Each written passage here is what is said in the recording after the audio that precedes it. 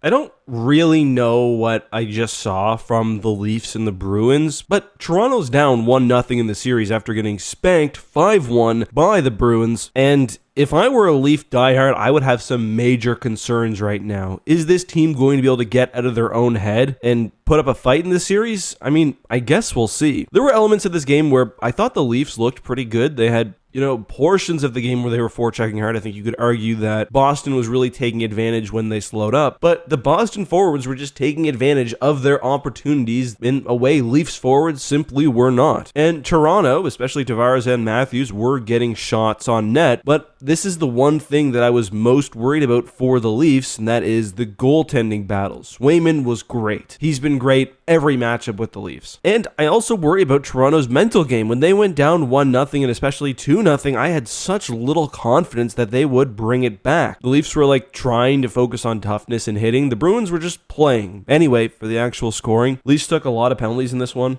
and it would really, really hurt them. John Beecher would score first for the Bees after they win a battle in their own end, go the other way. Patty Maroon now with as many points as any Toronto forward. Then again for the second goal, despite Toronto maybe overcommitting a bit physically, Boston still tougher. They get the puck back to the circle, 2-0. Jake DeBrusk would then score two straight power plays. And I mean, by that point, it was over. 4-0 going into the third. The Leafs would get one back off a tough fourth line goal, but with penalties and everything else, Trent Frederick would put it away, 5-1 Boston with the empty netter. And that's all she wrote. That was game one. I would be very, very concerned if I were a Leafs diehard. I mean, I'm still a Leafs fan. I'd love to see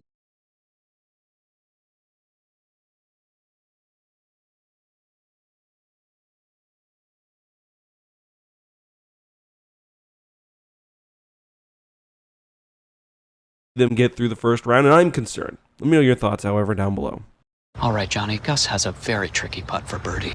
No doubt about it, Jim. It's clear he wants to finish.